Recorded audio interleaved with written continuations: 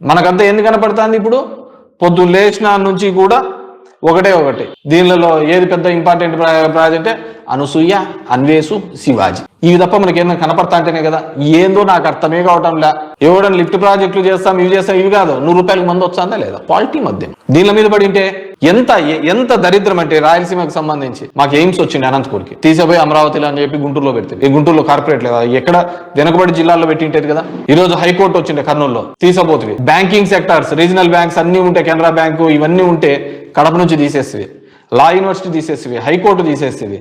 ఈ రోజు వచ్చే డ్రింకింగ్ వాటర్ ని తాగే నీళ్లకు ఇబ్బంది పెడుతుంది. ఇక్కడ చూస్తావా మా హంద్రీ కాలంలో లైనింగ్ చేస్తుంది. చూడుబా పక్కన బోర్లన్నీ ఎట్లా ఎత్తిపోయినాయో. అంతమంది పుష్కలంగా ఉన్న బోర్లు ఈ రోజు బోర్లలో నీళ్ళు లేని పరిస్థితి. లైనింగ్ చేయించినారంతా. మీ టీవీ5 సాంబా, వెంకటకృష్ణ వీళ్ళందరూ కూడా లేని ఎలివేషన్స్ ఎందుకు? ఇప్పటికీ నిజం మాట్లాడలేని పరిస్థితుల్లో ఉంటే రాయలసీమలోని కూటమి వాళ్ళు మాకంతా వచ్చినది 4 6 వచ్చినాయి. అంతకంటే ఏం లేవు. మా జిల్లా స్వీపు కర్నూలు జిల్లాలో ఏదో 2 వచ్చినట్టున్నాయి, కడప జిల్లాలో 3 వచ్చినట్టున్నాయి, చిత్తూరు జిల్లాలో 2 వచ్చినట్టున్నాయి. అంతా మీరే. మీ మౌనం ఖచ్చితంగా రాయలసీమ, తెలుగుదేశం వాళ్ళ మౌనం ఖచ్చితంగా రాయలసీమకు ఒక శాపంలా మారబోతుంది. ఇరిగేషన్ అంటేనే రాజశేఖర రెడ్డి గారు వైఎస్ఆర్ కుటుంబంలో ఉన్నప్పుడే 2004 ముందు చూడండి కేటాయింపులు ఎన్ని ఉన్నాయో, ఇప్పుడు చూడండి కేటాయింపులు ఎన్ని ఉన్నాయని. ఆ రోజు పోలవరం కూడా ఇదే సమస్య ఉంటే ఎన్విరాన్మెంటల్ క్లియరెన్స్ ఉంటే మొదలుపెట్టి ఈ పనులు అవి జరుగుతా అంటే ఈ రోజు జరుగుతుంది ఎన్విరాన్మెంటల్ క్లియరెన్స్. ఈ రోజు ఎవరు గవర్నమెంట్ లో ఉన్నారు? రాయలసీమకి ఒకవేళ లిఫ్ట్ కు లేదనుకోండి ఎన్విరాన్మెంటల్ క్లియరెన్స్, మీరు తెప్పించుకోండి. మేము మొదలు పెట్టాం కదా, స్టార్ట్ చేశాం కదా. Development is a continuous process. అది వదిలిపెట్టినారు మీరు. ఈ విధంగా కంప్లీట్ గా కూడా రాయలసీమ ద్రోహనో దీనిలోనో ఆయన నల్లమల పులి తెలంగాణ ముఖ్యమంత్రి కాబట్టి సరే మహబూబ్ నగర్కి వాళ్ళ మంచి చెడుల కోసం ఆయన ఏదో కొట్లన్నాడు. మళ్ళీ నీకేమైందా? ఈ ప్రాంతంలో పుట్టినాము, ఈ ప్రాంతం వాసిగా, రాయలసీమ ప్రాంతం వాసిగా ఇది ఏంది నాకు అర్థం కావటంలో. మీకున్న రిలేషన్స్తో ఈ రాష్ట్రాన్ని ఇప్పటికే సగం నాకిచ్చినారు, సగం దరిద్రం పట్టించినారు. ఎవరైనా కానీ బాగుంటే, రిలేషన్స్ బాగుంటే దానివల్ల మంచి నిధులు తీసుకొని రావాలి. అవన్నీ పాపం ఆయనేమో బాగానే చేసుకుంటారని నేను అసెంబ్లీ చెప్పాను. సో అందరూ రాయలసీమ ద్రోహి, తెలుగుదేశం పార్టీ, చంద్రబాబు నాయుడు అంటాడు. ఆయనే ఇది మొదటిసారి. ఆయన ముఖ్యమంత్రిగా ఉన్నప్పుడు ఆల్మట్టి ఎత్తు పెంచుతున్నప్పుడు మనం మాట్లాడలేదు. ఆ రోజు బీజేపీతోనే ఉన్నాడు, ఇప్పుడు ఆల్మట్టి పెంచుతున్నాడు. అయినా కానీ మాట్లాడలేని పరిస్థితుల్లో ఉన్నాడు. ఒక కాంగ్రెస్ ముఖ్యమంత్రి ఎంత నీట్గా చెప్తున్నాడు. నీతో సంబంధం లేని అతను, నీకేవో శిష్యుడు కానీ, నీ కింద నీ అనుచరుడు గానో, లేకుంటే నీతో పాటు పనిచేసిన వ్యక్తి గానో ఆయన ఇంత మాటలు చెప్తుంటే ఏంది నాకు అర్థమే కావట్లే.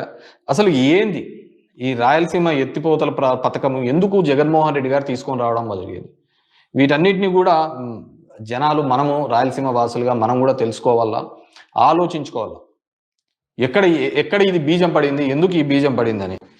ముఖ్యంగా శ్రీశైలం నుంచి రాయలసీమకు, నెల్లూరు జిల్లాకు, చెన్నైకి తాగునీటి అవసరాల కోసం పోతిరెడ్డిపాడు హెడ్ రెగ్యులేటర్ 881 అడుగుల ఎత్తులో ఏర్పాటు చేశారు. 880 కంటే 880 కంటే ఎక్కువ ఉంటేనే పోతిరెడ్డిపాడు ద్వారా మనం నీళ్లు తీసుకొని రావచ్చు అని. అప్పుడు దానికి అంతకుముందున్న డిజైన్ని రాజశేఖర రెడ్డి గారు వచ్చిన తర్వాత దాన్ని 44,000 అడుగులకు చేసినాడు. 44,000 క్యూసెక్స్లు తీసుకొని పోవడానికి ఆయన ఏర్పాటు చేయడం జరిగింది.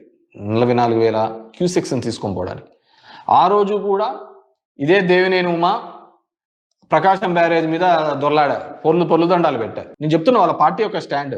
ఇక్కడ ఒక మాట, అక్కడ ఒక మాట, 2 కళ్ళ సిద్ధాంతము, ఇవన్నీ ఎవరిని మోసం చేయడానికి. ఆ రోజు కూడా దేవినేని ఉమా అక్కడ చేసినాడు, మాకంతా ఇబ్బంది జరుగుతుంది అని చెప్పేసి. అయినా రాజశేఖర రెడ్డి గారు ఏమాత్రం ఇది తగ్గకుండా ఆ కార్యక్రమం చేయడం జరిగింది. 854 అడుగుల కంటే ఉంటే 7,000 క్యూసెక్స్, 841 అడుగులు ఉంటే 2,000 క్యూసెక్స్ మాత్రమే నీళ్లు తీసుకునే వీలుంటుంది. పోతిరెడ్డిపాడు ద్వారా దగ్గర 101 టీఎంసీలు కేటాయింపు మనకు ఉంది. అయినా ఎప్పుడు తీసుకున్న దాఖలాలు లేవు.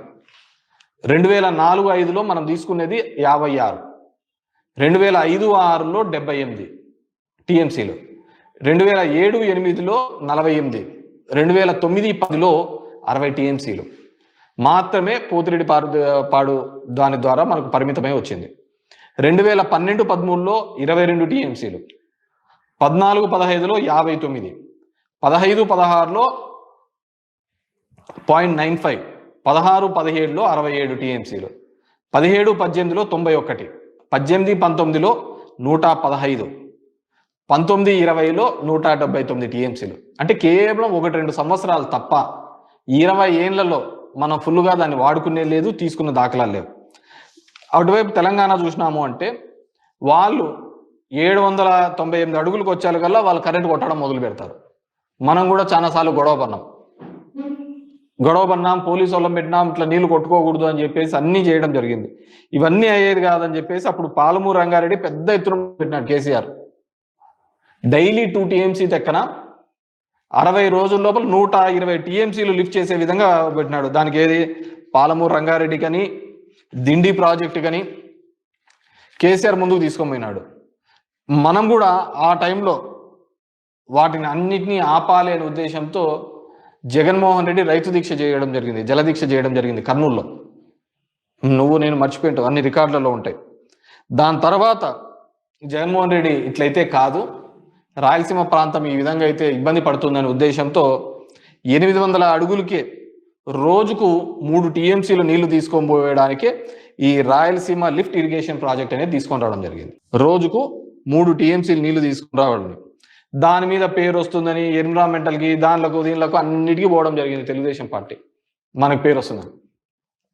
అయినా కానీ ఒక సైడ్ ఎన్విరాన్మెంటల్కి మన పని క్లియరెన్స్ దానిలకు మనం ఒక సైడ్ ఆ పని అఫీషియల్ వర్క్ చేస్తున్నా కానీ డ్రింకింగ్ వాటర్ కానీ ఇప్పటికే దగ్గర 795 కోట్ల రూపాయలు దానికి సంబంధించిన ప్రాజెక్టు పనులు కూడా చేయడం జరిగింది. ఎందుకంటే ఇప్పుడు చూసినాం అనుకో, రాజశేఖర్ రెడ్డి పోలవరం మొదలు పెట్టేటప్పుడు కూడా ఎన్విరాన్మెంటల్ క్లియరెన్స్ లేవు. అయినా కానీ ఏదో ఒక చోట ఎవరో ఒకరు ఈ పనిని మొదలు పెట్టాలి అనే ఉద్దేశంతో పోలవరం పనులు మొదలు పెట్టడం జరిగింది. పోలవరం పనులు మొదలుపెట్టి రైట్ కెనాల్ ఈరోజు వాళ్ళు ఏదైతే పట్టిసీమ అని చెప్పుకుంటున్నారో ఆ పట్టిసీమ దానిలకు రైట్ కెనాల్ మొదలు పెట్టించినది ఎవరు? రాజశేఖర రెడ్డి కదా. దానికి కూడా నువ్వు అడ్డం పడుతుంది 5-6 మందితో, కొంతమంది రైతులతో ఏపిస్తుంది. దాని తర్వాత నీ గవర్నమెంట్ వచ్చిన తర్వాత ఆ రైతులకు 50 లక్షల కాంపెన్సేషన్ ఇప్పిస్తుంది. ఎవరు?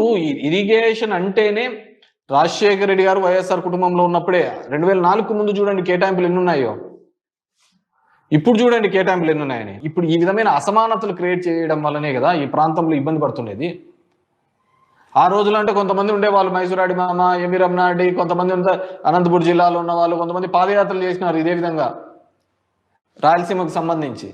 ఇప్పుడు అంతా ఆ సీన్ ఎంత ఏం కనపడటంలే మనకంతా ఎందుకు కనపడుతుంది? ఇప్పుడు పొద్దున్న లేచిన నుంచి కూడా ఒకటే దీనిలో ఏది పెద్ద ఇంపార్టెంట్ ప్రాజెక్టే? అనసూయ, అన్వేషు, శివాజీ. ఇవి తప్ప మనకి ఏదైనా కనపడతా అంటేనే కదా. ఏందో నాకు అర్థమే కావటంలా. ఎవడని లిఫ్ట్ ప్రాజెక్టులు చేస్తాం, ఇవి చేస్తాం, ఇవి కాదు. 100 రూపాయలకు మంది వచ్చాందా లేదా? క్వాలిటీ మద్యం దీనిల మీద పడి ఉంటే ఎంత దరిద్రం అంటే రాయలసీమకు సంబంధించి మాకు ఎయిమ్స్ వచ్చింది అనంతపూర్కి, తీసిపోయి అమరావతిలో అని చెప్పి గుంటూరులో పెడుతుంది. ఈ గుంటూరులో కార్పొరేట్ లేదా? ఎక్కడ వెనుకబడి జిల్లాల్లో పెట్టింటేది కదా. ఈరోజు హైకోర్టు వచ్చిండే కర్నూలులో, తీసపోతుంది. బ్యాంకింగ్ సెక్టార్స్, రీజనల్ బ్యాంక్స్ అన్నీ ఉంటే, కెనరా బ్యాంకు ఇవన్నీ ఉంటే కడప నుంచి తీసేస్తుంది, లా యూనివర్సిటీ తీసేస్తుంది, హైకోర్టు తీసేస్తుంది. ఈరోజు వచ్చే డ్రింకింగ్ వాటర్ని తాగే నీళ్ళకు ఇబ్బంది పెడుతుంది. ఇక్కడ చూస్తావా మా హంద్రీ కాలంలో లైనింగ్ చేస్తుంది. పోయి చూడుపా పక్కన బోర్లన్నీ ఎట్లా ఎత్తిపోయినాయో. అంతకుముందు పుష్కలంగా ఉన్న బోర్లు ఈరోజు బోర్లలో నీళ్ళు లేని పరిస్థితి. లైనింగ్ చేయించినారంతా, కుప్పం తీసుకోవాలంట అని మొత్తం లైనింగ్ చేయించినారు. ఏంటిది? ఎక్కడికి పోతున్నాం? మనం మాట్లాడాల్సిన అవసరం లే. తెలుగుదేశం పార్టీకి ఒకటే, ఆవకాయ అమరావతి, ఇది తప్ప వేరేది పట్టటంలే. ఎవడైనా మాట్లాడిచ్చేది, చెప్పేది, పాడు పరదేశి ఏందిలే. సాయంత్రం అయితేనే 100 రూపాయలు క్వాలిటీ మందు దొరికిందా లేదా, అది దొరికితే చాలు. ఎంత దరిద్రానికంటే అంత దరిద్రానికి. ఇదే అమరావతి మీద ఇంకో దాని మీద చేస్తే గింజుకొని హైకోర్టులకు, సుప్రీంకోర్టులకు, అన్ని చోట్లకు తిరగవా? దీనివల్లనే కదా ప్రాంతీయ అసమానతలు వచ్చేది. కేసీఆర్ అప్పుడు ఈ విధంగానే కదా. తెలంగాణ ఉద్యమం ఎప్పటి నుంచో ఉంది, కానీ తెలంగాణ ఉద్యమాన్ని గట్టిగా చేపట్టినది ఈ ప్రాంతీయ అసమానతలు ఉన్నాయనే కదా. నీరు నియామకాలు అని చెప్పేసి ఆయన బయటకు వచ్చినది నీ టెన్యూర్లోనే కదా. ఈరోజు మళ్ళీ అలాంటి ఉద్యమం కూడా పుట్టించాలని చూస్తున్నావు రాయలసీమ ప్రాంతంలో. మొత్తం ఏది చూడు వేల కోట్లు తీసుకుపోయి ఒక ప్రాంతాన్ని అభివృద్ధి చేస్తున్నాం. ఎవరు అంతా నీ అనామలే ఉండేది అక్కడంతా. దానంత పెద్ద స్కామే లేదు. మీరు అన్ని నీతులు చెప్తా పోతా అంటారు. మీ టీవీ5 సాంబా, వెంకటకృష్ణ వీళ్ళందరూ కూడా లేని ఎలివేషన్స్ ఎందుకు? ఇప్పటికీ నిజం మాట్లాడలేని పరిస్థితుల్లో ఉంటే రాయలసీమలోని కూటమి వాళ్ళు మాకంతా వచ్చినది 4 6 వచ్చినాయి ఈడ, అంతకంటే ఏం లేవు. మా జిల్లా స్వీపు కర్నూలు జిల్లాలో ఏదో 2 వచ్చినట్టున్నాయి, కడప జిల్లాలో 3 వచ్చినట్టున్నాయి, చిత్తూరు జిల్లాలో 2 వచ్చినట్టున్నాయి. అంతా మీరే. మీ మౌనం ఖచ్చితంగా రాయలసీమ తెలుగుదేశం వాళ్ళ మౌనం ఖచ్చితంగా రాయలసీమకు ఒక శాపంలా మారబోతుంది. సూటిగా చంద్రబాబు నాయుడు గారికి విజ్ఞప్తి చేసినా నేను, రాయలసీమ లిఫ్ట్ ఇరిగేషన్ మేము ఏదైనా విషయాల మీద చర్చకు వస్తాము, లేకపోతే మీతో చర్చించడానికి అవకాశం లేదు. మొట్టమొదటి 3 టీఎంసీల పర్ డే అక్రమంగా నిర్మిస్తున్న రాయలసీమ లిఫ్ట్ ఇరిగేషన్ పనులను మీరు ఆపండి అని మేము వారిని క్లోజ్ రూమ్ లో అడిగితే, మా మీద గౌరవంతో రాయలసీమ లిఫ్ట్ ఇరిగేషన్ ఆపరేషన్ అధ్యక్ష మీరు ఈ రోజు నిజ నిర్ధారణ కమిటీని సభ నుంచి పంపించండి. నేను సాంబశివరావు గారిని, అక్బరుద్దీన్ ఓవైసీ గారిని, బీజేపీ మహేశ్వర్ రెడ్డిని ఎవరిని కమిటీ చేస్తారో, ఇంక్లూడింగ్ మాజీ సాగునీటి పారుదల శాఖ మంత్రులు 2 ఉన్నారు, చంద్రశేఖరరావు, హరీష్ రావు. వాళ్ళిద్దరు నాయకత్వాన్ని ఎవరినొకరిని పెట్టి రాయలసీమ లిఫ్ట్ ఇరిగేషన్ పనులు ఆగినాయా లేదా, ఉత్తమ్ కుమార్ రెడ్డి గారు మంత్రి అయిన తర్వాత కాంగ్రెస్ అధికారంలోకి వచ్చిన తర్వాత ఆగిన వాళ్ళే నిజ నిర్ధారణ కమిటీ పంపించండి అధ్యక్ష.